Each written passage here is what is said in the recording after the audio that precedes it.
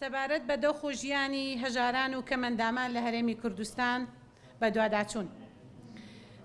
تەوەرەی یەکەم سەبارەت بە هەژارەکان و موچە و هاوکاری چاودێری خێزان.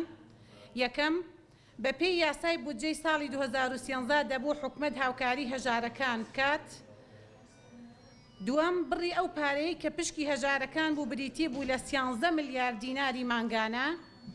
سێم، لە مانگی هەشتی ساڵی 2015 هاوکاری هەژارەکان بە ناوی چاودێری خێزان بوو بە پاساوی چاکسازی بە بڕیاری 15 ئەنجومەنی وەزیران ڕاگیرە.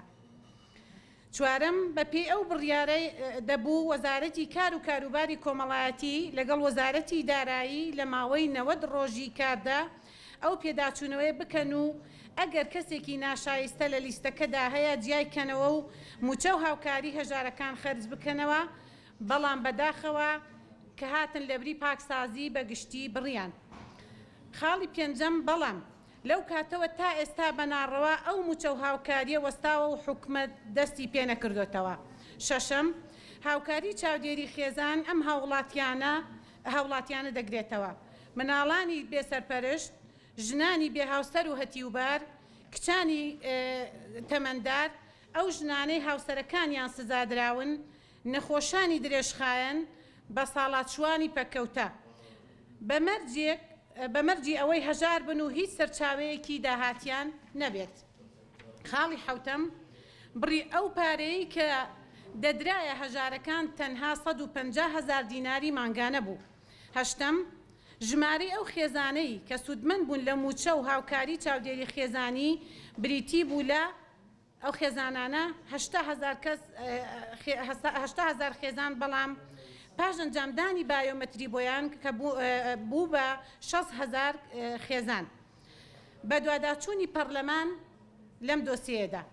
خاڵ یەکەم، بە چەندین ڕێگەی پەرلەمانی بە دوواداچوونمان کردووە، بەڵام تا ئێستا حکومەت وەڵامی داوای خەڵکی نەداوەتەوە کە دەبوو وەڵامی هەبێت بۆ خەڵکی هەژاری هەرێمی کوردستان. دووەم، هاوکاری هەژارەکان بە ناوی چاودێری خێزان مافێکی یاسایی هاوڵاتیانی هەژارە کە هیچ سەرچاوەیەکی داهاتیان نییە، چونکە ئەرک و بەرپرسیارەتی حکومەتە پێداویستی ئەو هاوڵاتیانە دابین بکات کە لە خوار هێڵی هەژاریەوەن هیچ سەرچاوەیەکی داهاتیان نییە.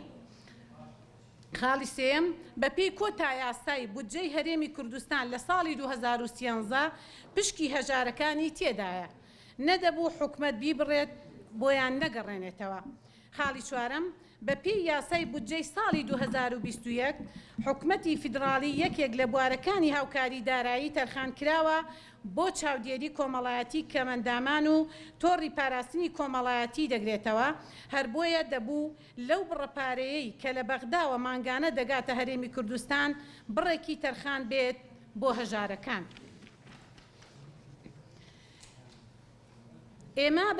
ئەمە بە مافی هاوڵاتیانی هەژار دەزانین کە لە چوارچێوەی تۆڕی پاراستنی کۆمەڵایەتی و بەردەوام دەبین لە بەدواداچوون و فشار لە حکومەت و بە تەرخانکردنی بڕێک پارە بۆ هەژارەکان کە هیچ سەرچاوەیەکی داهاتیان نییە، بە تایبەت مناڵانی بێسەرپەرشت و ژنانی بێهاوسەر و هەتیوبار.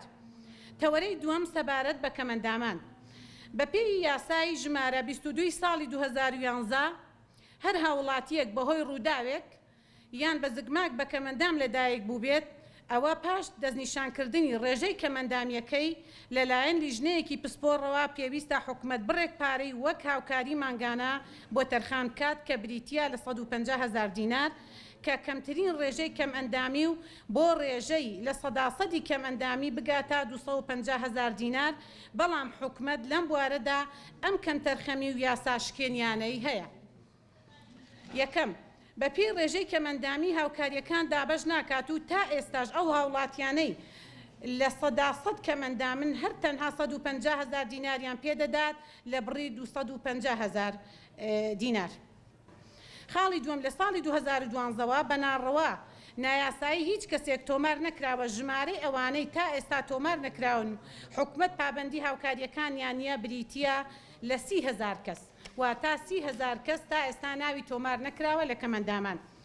ئەو منداڵ و هاوڵاتیانەی تۆمار نەکراون تەنها مافە داراییەکانیان پێشێل نەکراوە، بەڵکو لە مافەکانی تریش بێبەشن.